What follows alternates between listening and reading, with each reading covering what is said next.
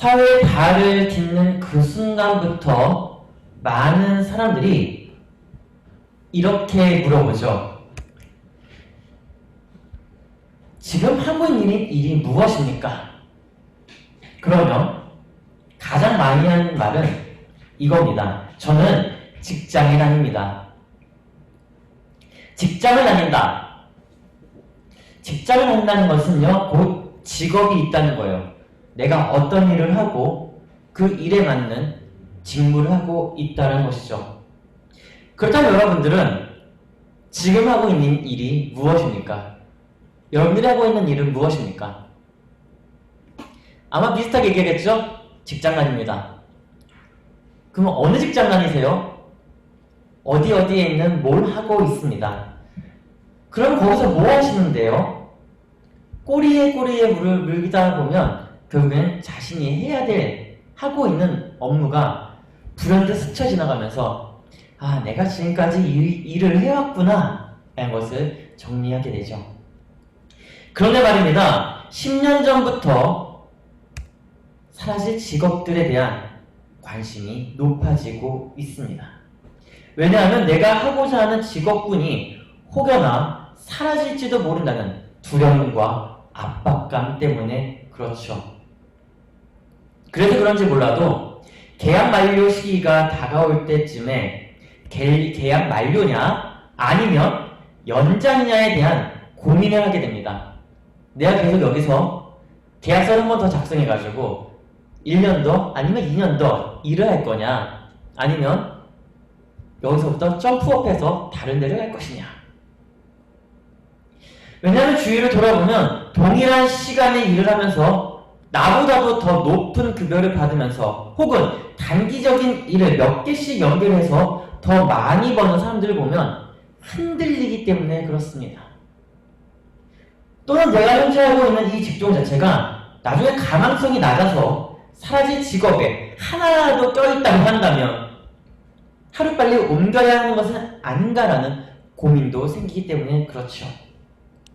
지금 저 딱 1년 전에 매일경제에서 10년이 지나도 AI가 대체할 수 없는 직업이라는 제목의 기사를 내보낸 적이 있습니다. 그 기사에는요, 4차 산업혁명의 본격화로 수년 내에 우리가 알고 있는 직업의 약 40% 이상이 자동화로 대체되면서 사라질 거지만 사람의 감정을 다루는 직업은 사라질 수 없다라고 했습니다. 다시 말하면요, 흔히 알고 있는 높은 연봉의 직업군들은 점차 사라진다는 이야기예요. 많이 받고 있는 사람들의 그 직업군들은 점차적으로 사라지고 그 사이를 비집고 들어오는 새로운 경제활동의 직업군들이 나타나게 된다는 것이죠. 이러한 점에서 평생 학습이 본 직업을 중심으로 이뤄내는 가장 성공적인 경제활동이 아마 지난주부터 이야기하고 있는 깃경제가 아닌가 싶습니다. 사실 이 깃경제라는 것, 이 깃경제는요, 새로운 노동의 수요 창출을 할 것이냐, 다시 얘기하면 새로운 노동의 수요를 창출할 것이라는 희망과 동시에 비정규직과 영세한 자영업자들만 양산하게 될 것이라는 가장 우려가 높은 양날의 검과 같습니다. 유연함 속에 위험이 도사리고 있다는 거죠. 새로운 노동의 수요 창출로 인하여서 내가 새로운 것을 만들 수 있다는 그러한 자신감에 내가 또한 새로운 것에 대한 전문가가 될 수 있다는 창의적인 생각에 뛰어들었다가 이도저도 되지 않고 비정규직으로 아니 임시직으로 아니 아르바이트처럼 적은 급여를 전전긍긍하면서 살아갈 수 있는 그러한 직업군이 될 수도 있다는 것이죠. 사실 이 깃경제, 초단기성으로만 생각한다면 언제든지 필요할 때만 모집했다가 정리하면 됩니다. 어떻게 보면 유연성이 높은 직업을 만들어낼 수 있고 필요한 만큼 일하고 자연스럽게 근무 시간을 조정할 수 있다는 하나의 장점이 있죠. 그런데 말입니다. 단점은요. 앞에서 보고 있는 것처럼 비정규직과 영세한 자영업자들만 양산하게 되면서 직업의 안정성과 고용의 질이 떨어질 수밖에 없다라는 단점이 있는 거죠. 더 특별히 사회보장보험, 이 보호에 대한 필요성도 대두되게 될 수밖에 없습니다. 여러분도 잘 알고 있는 것처럼 비정규직들 4대 보험 가입이 가능한가요? 불가해요. 할 수가 없어요. 원래는 해줘야지 정상이거든요. 해줘야 되는데 해주지 않으려고 그래요. 왜냐하면 오너가 최소 50%를 내야 돼요. 최대 60%까지 내야 되고, 근데 그거를 내면서까지 사회보장보험을 들어준다는 거는 어찌 보면 고용주 입장에서도 마이너스고요. 그리고 피고용인 입장에서도 굉장히 마이너스 입장입니다. 4대 보험을 들게 되면 어느 정도의 비용을 제외하고 급여를 받잖아요. 근데 정규직이 아닌 이상 아르바이트나 비정규직 같은 경우는 최소급여를 받기 때문에 최소급여에서 4대 보험을 제외하면 남는 게 없어요. 그러다 보니까 오히려 돌려서 3.3% 세금만 떼가지고 지급하는 실정이죠. 여기서 한 가지 질문을 던지면서 계속해서 이야기를 이어나가 보고자 합니다. 여러분들은 희소하지만 안정적인 소득을 위한 정규직을 찾을 것입니까? 아니면 불안정하고 낮은 급여라도 삶의 자율성과 삶의 의미를 찾을 수 있다면 단기성이 짙은 임시직을 가지고 살아갈 것입니까? 오늘 이 사회에서 여러분에게 묻는 겁니다. 정규직 그리고 비정규직 무엇을 택할 것이냐라는 거예요. 근데 오늘의 사회에서 하나의 전제 조건은 기경제예요. 기경제에는 모든 사회에 유연함이 있어요. 자율성이 있습니다. 본인이 스스로 사장도 될 수 있고요. 또한 사원도 될 수 있어요. 대박만 터뜨리면요 부자가 될 수도 있고요. 잘못하면 속된 말로 쪽박도 찰 수 있습니다. 여러분은 어떤 것을 택하겠습니까? 희소하지만 안정적인 소득의 정규직? 아니면 적은 급여라도 삶의 자유와 유연함으로 살 수 있는 임시직? 여러분은 무엇을 선택하시겠습니까? 오늘 함께하는 본문에서는요, 한 사람을 통해서 일에 대한 새로운 관점을 보여주고 있습니다. 물론 지난 시간에 이야기한 바로 그 사도 바울입니다. 그는 예수 앞에서 결단하고 세 차례 전도여행을 통해 스스로가 경비를 마련하고자 많은 노력을 기울인 사람이에요. 다시 말하면 복음을 전하기 위해서 그 스스로도 노동을 즐겼다는 거죠. 그런데요, 그 노동은요, 그는 이렇게 표현을 합니다. 일과 경륜, work, administration, 일과 경륜으로 표현을 하고 있습니다. 특히 오늘 본문에서 그는 에베소 교회 성도들에게 보내는 편지에서도 이렇게 씁니다. 함께 볼까요? 에베소서 3장 1절과 2절입니다. 함께 읽습니다. 시작! 이러므로 그리스도 예수의 일로 너희 이방인을 위하여 갇힌 자된 나 바울이 말하거니와 너희를 위하여 내게 주신 하나님의 그 은혜의 경륜을 너희가 들었을 터이라. 여러분들은 어떤 일에 갇혀서 살아가고 계십니까? 보편적으로 사람들은요, 자신의 업무에 맞는 지식과 기술을 가진 전문 직종에 몸담고 있습니다. 여러분 가운데 나는 전문 직종에 몸담고 있다라고 생각하시는 분 한번 손 들어보실래요? 나는 전문 직종에 몸담고 있다.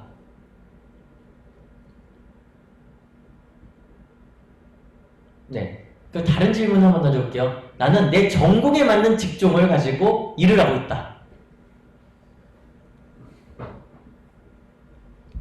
네. 그러면 안 되신 분들은 뭘까요? 전공과 상관없는, 전공과 다른 직종을 가지고 있다는 거예요. 그런데 그거 아세요? 보편적으로요, 중고등학교를 졸업하고 전문대학이나 4년제 대학을 졸업한 뒤에 첫 사회에 발을 내딛잖아요. 내딛을 때 여러분들이 가지고 있는 전공 그대로 첫 직장을 구하십니까? 10명 중에 7명은 거의 불가합니다. 한 예를 들어볼까요? 어문학을 공부했어요. 그런데 그 어문학이 영어도 아니고 일본어도 아니고 인도어라면, 아랍어라면 어디서 직장을 구할 수 있을까요? 손에 꼽을 수밖에 없을 겁니다. 무역회사요. 근데 그 무역회사도 사람 뽑을 때 굉장히 가려서 뽑거든요. 수출이 많이 될 수 있는 또는 수입을 많이 할 수 있는 그런 국가의 언어를 하고 있는 사람을 뽑지 다른 큰 필요 없는 언어를 공부한 사람의 국가에 그것을 뽑지는 않는다는 거죠. 잘 뽑지 않아요. 그래서 그들이 택한 것이 뭘까요?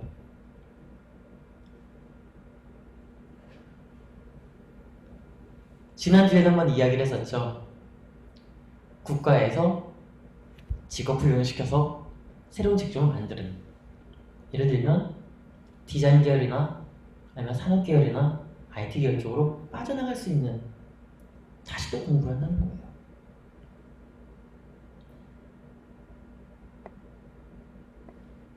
우리는 일을 하면서도 그 일에 계속해서 갇혀서 살아갑니다. 그리고 또한 전문 직종에 몸담고 있죠. 그리고 이들은요, 근로계약서를 작성해서 정규직 혹은 계약직으로 자리하면서 일을 하는데, 같은 업무를 한 2, 3년 정도 하면요, 대다수는요, 지금 있는 회사보다 더 큰 회사로 옮기고자 노력을 하거나 아니면 준비를 하거나 혹은 승진을 위해서 위에 있는 상사들을 만나게 됩니다. 그런데 그것을 아세요? 직장을 옮기는 것, 그러니까 특히 요즘 이직을 하는 것, 승진을 하는 것 결코 쉬운 일이 아니라는 거죠. 이직하고 싶다 해가지고 내 마음대로 이직할 수 있다. 얼마나 좋아요. 그러면 저는 이미 S회사에 갔을 것 같아요. 이미 G그룹에 갔을 것 같아요. 그런데 말입니다. 이직도 승진도 그렇게 쉽지가 않아요. 이직과 승진을 하기 위해서는 또 뭐가 필요합니까? 어학점수 필요해요. 봉사활동도 필요해요. 뭐 이렇게 필요한 게 너무 많아. 뭘 그렇게 필요한 게 있어요. 다 준비해서 가면 또 새로운 게 하나 또 생겨져 있어요. 이게 있어야 된다. 또 그걸 또 준비해서 가잖아요. 그럼 또 뭔가 또 하나 또 생겨져 있어요. 도대체 어쩌라는 건지. 사회 직업구도가 점차 바뀌고 있다는 건 누구나 잘 알고 있어요. 사회가 변하면서 과학과 기술도 발전해 나가면서 1인 기업의 시스템 또는 자신의 삶에 맞춰서 워라밸을 추구하는 업무들이 점점 늘어가고 있죠. 그리고 보편적인 직장인들에게 이 문구가 아주 마음을 설레게 합니다. 바로 이 문구예요. 더 이상 꼰대 같은 상사도 불편한 출퇴근도 필요 없다. 나는 이제 내가 사장이고 내가 일을 할 거고 나를 중심으로 일을 할 거니까 내가 수입을 벌어들일 거다.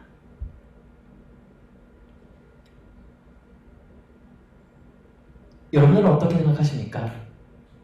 여러분들이 사장이 된다, 여러분들이 한 기업의 수장이 된다면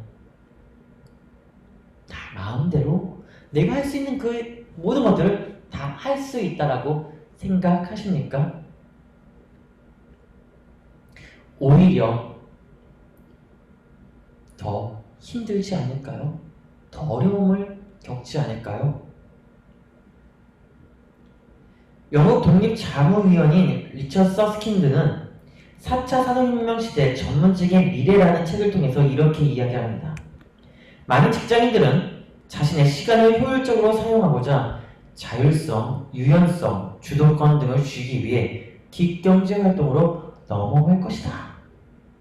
다시 말하면 일과 생활의 균형을 맞추기 위해 한 가지 전문직에서 떠나서 또 다른 전문직을 습득한다는 거죠. 내가 가지고 있는 전문 기술뿐만 아니라 또 다른 전문 기술을 습득해서 그거를 또한 기반으로 일을 한다는 겁니다. 그렇다면 그 사람은 몇 가지 일을 하는 걸까요? A라는 전문직이 있어요. 근데 또 다른 전문직을 배워요. 그러면 몇 가지 일을 할 수 있는 걸까요? 두 가지로 생각을 할 수 있죠? 근데 사실은 두 가지가 아니라 거기에 더 배가 됩니다. 왜냐하면 한 직종 안에서도 여러 가지 카테고리가 나눠져요. 근데 그 카테고리에서 또 다른 직종을 하잖아요? 그러면 그 안에 또 새로운 카테고리가 나눠지죠. 그럼 이 두 직종 안에서만 할 수 있는 일이 최소한 10가지가 넘는다는 거예요. 그러니까 많은 직장인들이 자신의 그 본업을 원래 했던 것을 뒤로 제껴놓고 나만의 시간을 효율적으로 좀 더 사용하기 위해서 또한 자율적인 생활을 하기 위해서 직업과 나를 조금 유연하게 만들기 위해서 기경제로 넘어간다는 겁니다. 지난주에 제가 이런 이야기를 했었죠. 한국의 기경제 활동이 무엇이 있느냐? 가장 대표적인 것이 소카라고이겠습니다. 그리고 없어진 것들 있잖아요. 타다. 걱정이에요. 타다가 잔뜩 사들여놓은 카니발. 어떻게 될까요, 도대체? 굉장히 궁금해져요. 공유경제에서 가장 큰 핵심 요소가 사라져버리게 되는 꼴이 되버린 거죠. 전 세계에서, 특히 미국에서 먼저 이 빅경제를 이야기를 했는데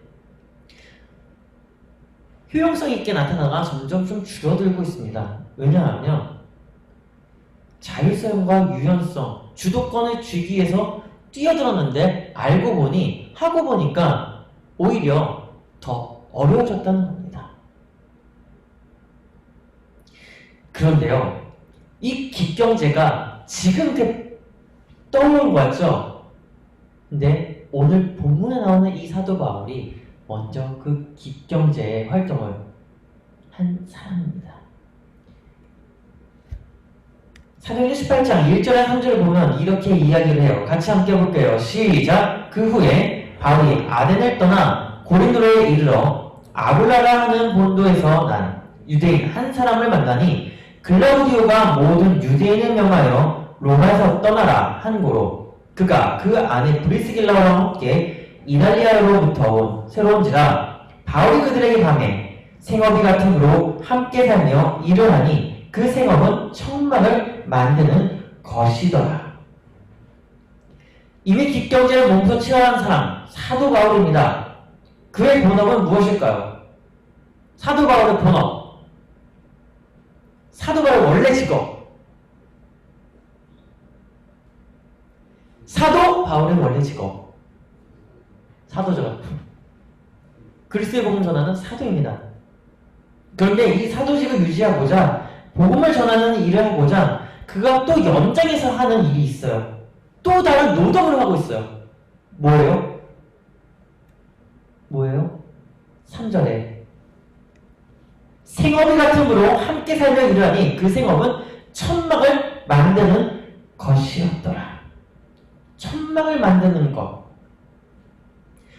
사도 바울의 본래의 직업, 본래 해야 될 일은 그리스도의 복음을 전하는 사도입니다. 근데 그 사도가 또 다른 일을 해요. 어떤 일이요? 생업을 위해서 천막을 만든다고 합니다.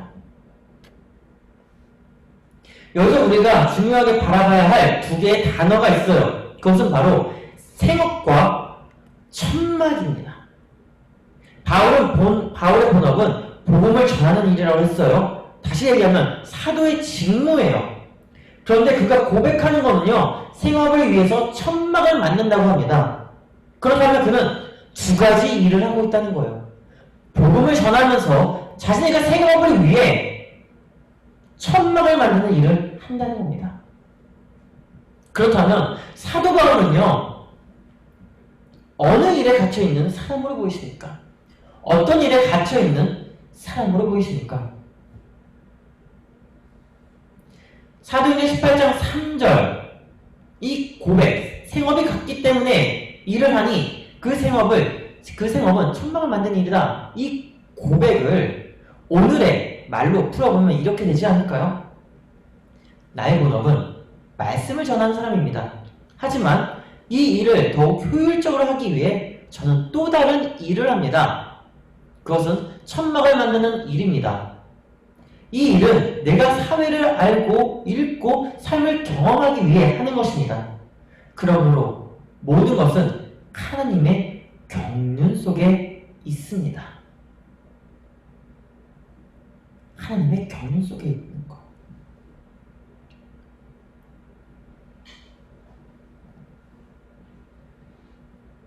사도 바울의 고백이 자신은 두 직종, 두 직업을 하고 있지만 이 직업 모두 다 이루고 있는 것은 하나님의 경륜 속에 속해져 있는 것이다. 하나님의 이끄심에 있는 것이다. 하나님이 나를 관리함에 있는 것이다. 라는 겁니다. 그렇다면 오늘날 큰 카테고리라는 그 사회 속에서 우리는 어떤 시스템을 가지고 살아가고 있는 걸까요? 우리는 관리 시스템 안에서 살아가고 있습니다. 사회가 우리를 관리를 하죠. 어떻게 관리를 해요? 살아있는지 죽었는지 어떻게 합니까? 주민등록증 있잖아요. 죽으면, 사망하면 뭐 하죠? 사망 신고를 해요. 그러면 이미 우리는 관리 시스템 안에 들어가 있다는 거예요. 사회의 관리 시스템 안에 들어가 있다는 거죠. 그리고 우리가 또 일을 하잖아요. 직업을 가지고 일을 합니다. 회사에서 일을 해요. 어느 소속이에요? 회사 소속 안에 들어가 있어요. 그러면 그 회사 소속된 회사의 시스템 안에 들어가 있는 겁니다. 그걸 어떻게 알아요? 4대 보험 떼어보면 알잖아요.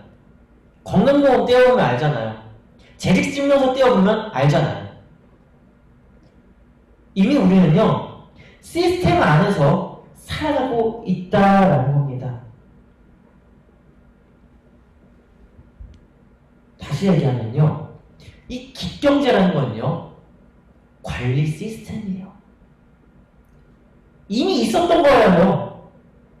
없었던 게 나온 것이 아니라 이미 우리가 가지고 있었던 건데, 사회가 변하면서 하나의 직종이 아니라 우리가 여러 가지 일을 할 수 있다 보니 전문 직종이 아닌, 세부 직종이 아닌 이제 프리랜서로서 살아간다는 거죠. 참 좋아 보이죠? 프리랜서가 참 좋아 보여요. 근데 프리랜서라는 건요, 관리 시스템 밖으로만 나간다는 거예요. 능력이 있으니까 나간다는 거죠. 그리고 나가면 그들은 어떻게 할까? 그들만의 또한 관리 시스템을 만듭니다. 오늘 본문 다시 볼까요? 에베소 3장 1절과 2절입니다. 이러므로 그리스도 예수의 일로 너희 이방인을 위하여 갇힌 자 된 나 바울이 말하거니와 너희를 위하여 내게 주신 하나님의 그 은혜의 경륜을 너희가 들었을 터이라.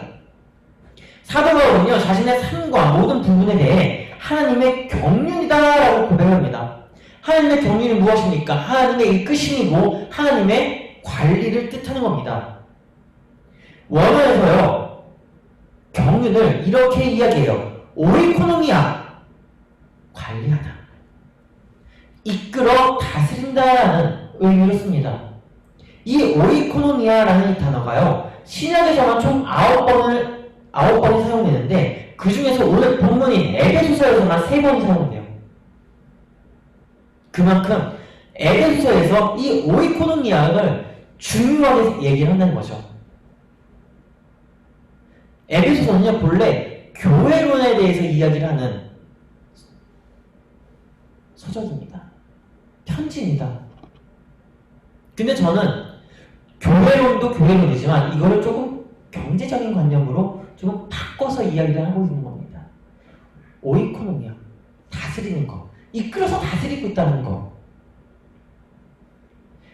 근데 이 오이코노미아, 이 뜻이요, 다른 곳에서는요 이렇게 써요. 청지기, 관리직, 직책. 그래서 전체적인 의미가 이끌어 다스린다라고 표현을 합니다. 다시 말하면요, 창조주 하나님이 우리를 이끌고 다스리죠. 하나님이 이 세상을 이끄십니다. 하나님이 이 세상을 다스리십니다. 근데 그것을 위임하셨어요. 누구에게요? 사람에게 위임하셨습니다. 그 사람이 누굽니까? 바로 우리예요. 창세기 1장 28절에 보면요, 사람에게 하나님이 이렇게 이야기하십니다. 하나님이 그들에게 복을 주시며 모든 생물을 다스리라 하시니라. 다스려라. 오이코노미아. 다른 말로 써볼까요? 관리라는 말로 써볼까요? 하나님이 그들에게 복을 주시며 모든 생물을 관리하라 하시니라. 여기서 생물이라는 건요, 살아있는 모든 것들이에요. 자연 만물들이에요. 사회예요. 시스템이에요. 관리체계들을 다 관리하라는 거예요. 누구 보고요? 사람 보고요. 하나님은 사람에게 복을 주셨어요. 그 복은 오이코노미아라고 부르는 복이에요. 이끌고 다스리라는 복이죠. 그러면 사람은요, 그때부터 하나님의 창조세계를 이어받아 다스리게 됩니다. 그리고 모든 생물에게 이름을 붙여 부르게 합니다. 그것이 바로 다스리는 것이고 관리하는 것이에요. 2장 19절을 볼까요? 여호와 하나님이 흙으로 각종 들짐승과 공중에 각종 새를 지으시고 아담이 무엇을 시라고 부르나 보시려고 그것들을 그에게로 이끌어 가시니, 아담이 각 생물을 부르는 것이 곧 그 이름이 되었더라. 이끌어 가시니 오이코노미아랍니다. 오이코노미아요. 다스릴 수 있도록 이름 붙이는 거예요. 이름이 없으면 관리가 안 되거든요. 관리를 할 수가 없어요. 알 수가 없다는 거죠. 잡초 하나도 이름이 있습니다. 우리는 잡초라고 부르지만 그 잡초에게도 이름이 있어요. 그런데 우리는 왜 그것을 잡초라고 부를까요? 있을 자리에 없기 때문에 잡초라고 부르는 거예요. 그럼 만약에 우리가 관리 시스템 안에 있어야 되는데 바깥으로 나가버렸다. 그러면 우리는 무엇이 되는 걸까요? 아무도 아닌 무언가가 되는 겁니다. 하나님이 사람에게 위임한 것이 있죠? 무엇을 위임했어요? 다스리라는 것을 위임했습니다. 사회를 다스리고 관리하라는 것을 위임했습니다. 근데 관리를 하지 못하고 다스리지 못하고 이끌어가지 못한다면 오늘 이 경제 체계 안에서 우리가 무엇을 할 수 있을까요? 아무것도 못한다는 거예요. 그래서 하나님의 창조세계에서 믿는 사람들의 의무는 이끌고 다스려야 할 의무가 있다는 것입니다. 그러므로 우리에게 첫 번째 업무, 관리하는 것이에요. 다시 말하면 하나님이 우리에게 이 세상을 관리하라고 맡긴 겁니다. 그런데 말입니다. 올바른 관리를 하기 위해서는 무엇부터 해야 되는지 아십니까? 올바른 관리를 하기 위해서는 뭐부터 해야 될까요? 빠져나가지 못하도록 가둬야 됩니다. 빠져나가지 못하도록 가둬버려야 돼요. 가두리 양식장 아시죠? 가두리 양식장이 뭐예요? 말 그대로 가둬버리는 거예요. 올바른 관리를 하려면 가둬버려야 돼요. 빠져나가지 못하도록 가둬버려야 돼요.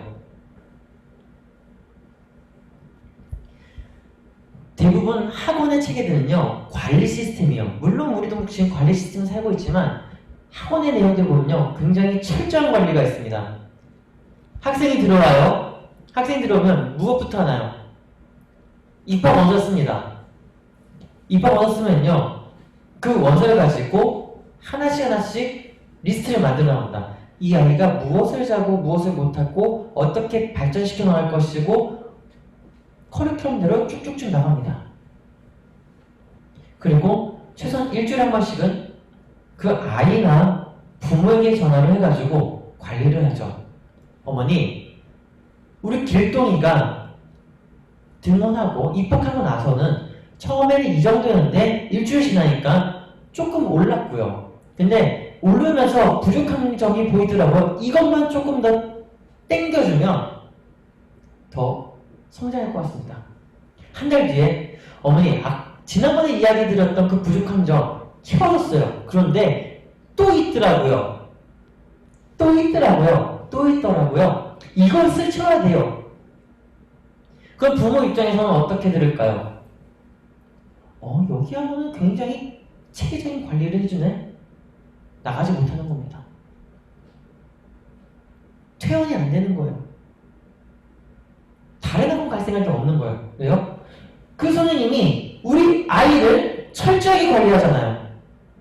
부족한 것이 무엇이고 장점이 무엇이고 장점을 키워주면서 빠져나가지 못하게, 다른 곳을 눈 돌리지 못하게 하나씩 꺼내놓은 거예요.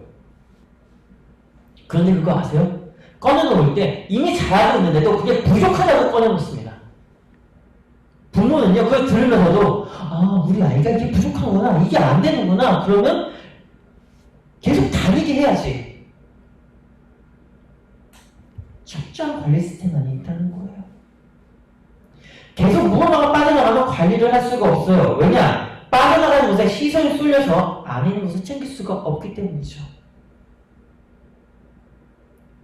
관리라는 것이 그래요.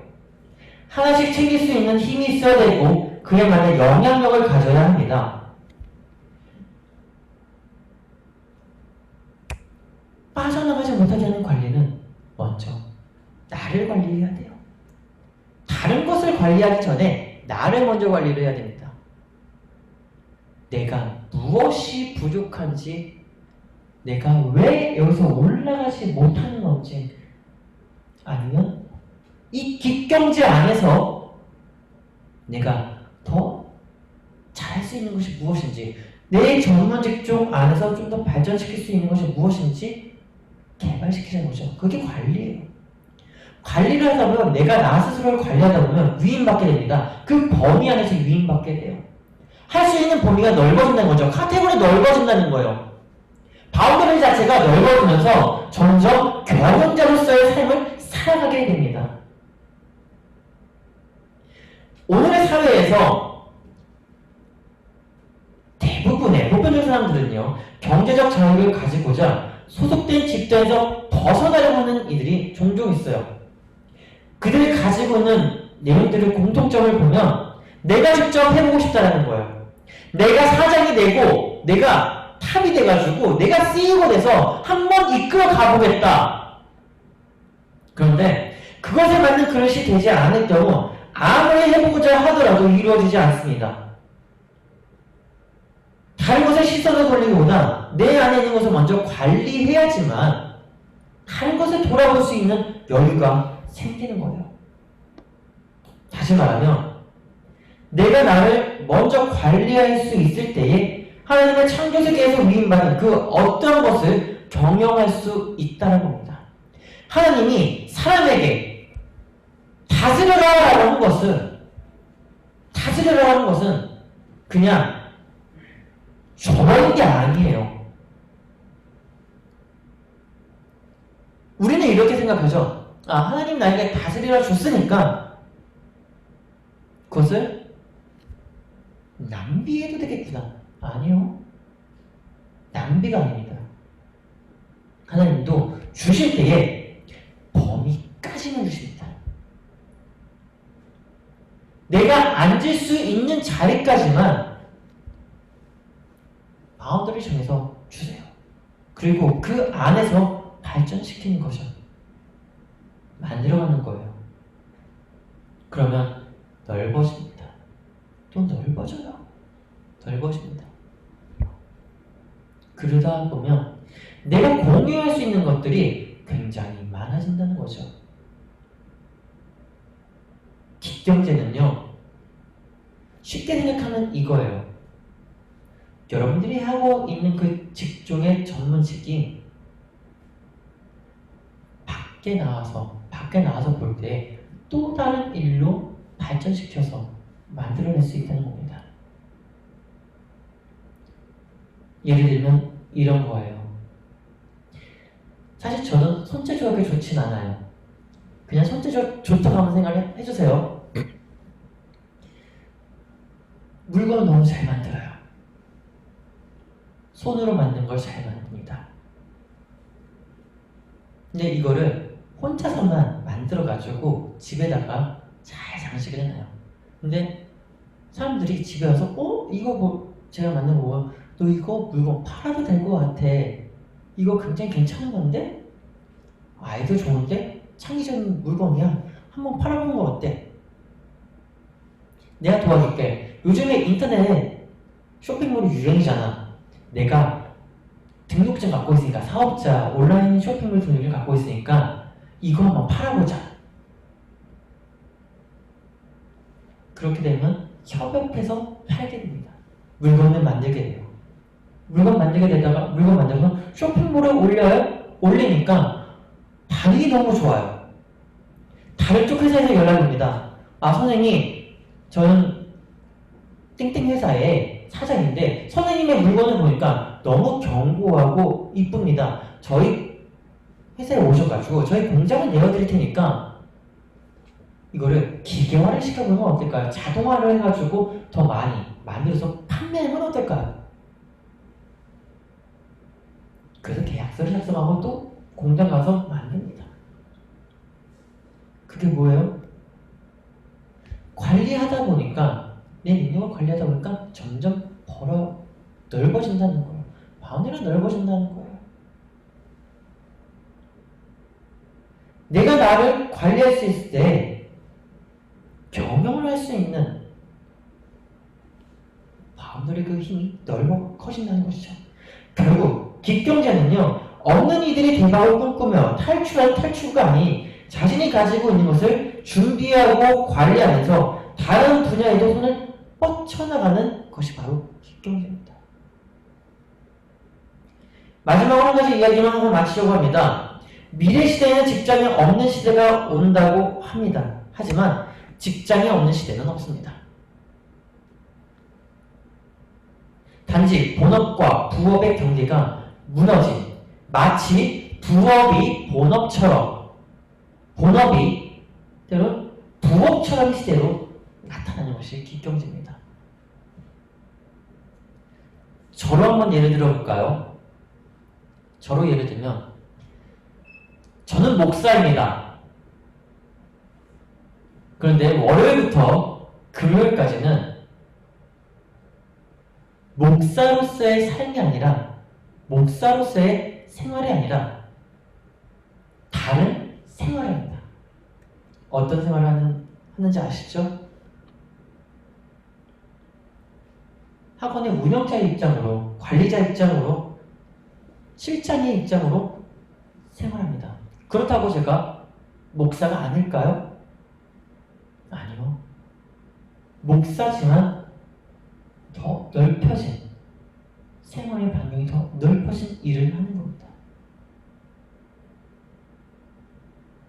그렇다고 제가 평일에는 나가서 나는 목사 아니니까 편하게 있어야지 할 수 있을까요? 그것도 못해요. 왜요? 이미 다 팔렸거든요. 벌써 3개월째 온라인 방송하면서 다 팔려버렸거든요. 아마 여러분들도 마찬가지 아닐까요?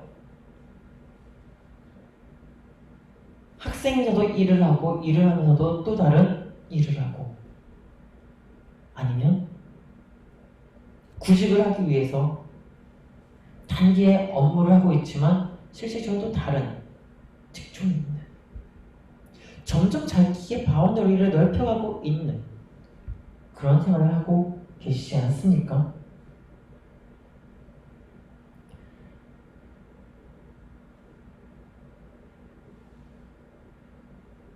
우리는 우리 스스로가 경영자의 삶으로서 살아가야 할 훈련을 받아야 합니다.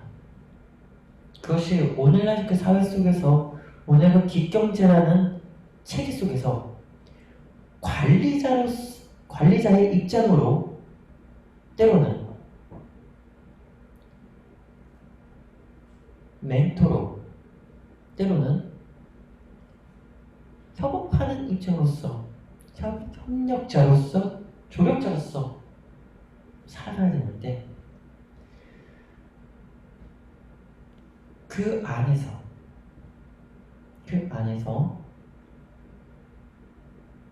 우리가 가장 잘할 수 있는 무언가가 필요하다는 거죠. 지금 우리는 정규직처럼 안정된 소득을 받고 그것을 영위할 수 있는 것은 아니지만, 그렇다고 비정규직으로서, 프리랜서로서, 임시직을 가진 사람으로서 못하는 것은 아니지만, 우리가 있는 그 자리, 해야 할 일을 그 자리에서 이끌고 다스려야 할 의무를 올바르게 알고 그에 맞게 행동한다면 올바른 경영을 할 수 있게 된다는 것이죠. 올바른 경영을 하기 위해서는 먼저 나를 관리하고, 그리고 영향력을 만들어 나설 수 있도록 평생 학습을 하고, 그리고 개발을 통해서 협업을 주도해야 됩니다. 이 세 가지가 과거부터 현재 그리고 미래를 이끌어 나가는 경영의 힘입니다. 하나님의 경영을 맡은 우리가 해야 할 것은 하나님의 비밀을 보이는 것에 있죠. 그 비밀은 기경제사회에서 올바른 관리자의 모습으로, 모범으로 나타내고 있는 겁니다. 우리 모두 서 있는 자리에서 해야 될 업무에서 그 전문 직종을 버리고 떠나는 것이 아니라 발전시켜 나가야 되는 겁니다. 다음 주에는 기경제의 폐단에 대해 좀 나눠보고자 합니다.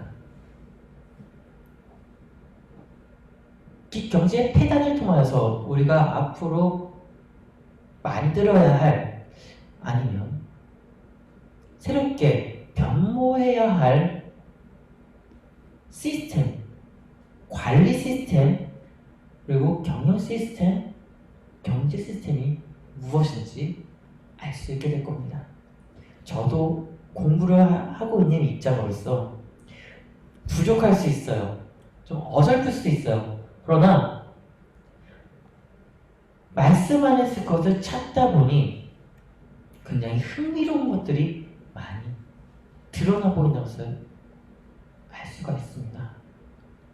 특히 이끌고 다스린다는 것이, 저는 처음에 하나님이 다 줬으니까 해도 되는 것으로 생각을 했는데, 이 기경제와 연결해서 보니 다 준 것이 아니라 범위가 있더라고요. 개발시키지 않고서는 그것은 넘어갈 수가 없는 거예요. 그 기경제가 어떻게 보면 하나님의 나라, 하나님의 경영을 좀 더 체계적인 관리 시스템으로 만들어 나갈 수 있게 하는 하나의 프로그레스가 아닐까 싶습니다. 기도하겠습니다. 하나님, 나를 관리하고 평생 학습을 통하여서 또한 협업을 주도하면서 하나님의 나라에 경영하는 저희가 되게 하여 주시옵소서. 하나님의 나라를 경영하기 위해서는, 하나님 나라를 관리하기 위해서는 위임받은 우리가 청지기의 삶으로, 관리직의 삶으로 또한 이끌고 다스리는 하나님의 능력을 가져야 되는데, 하나님의 지혜를 우리에게 부어 주시옵소서. 감사하며 예수님의 이름으로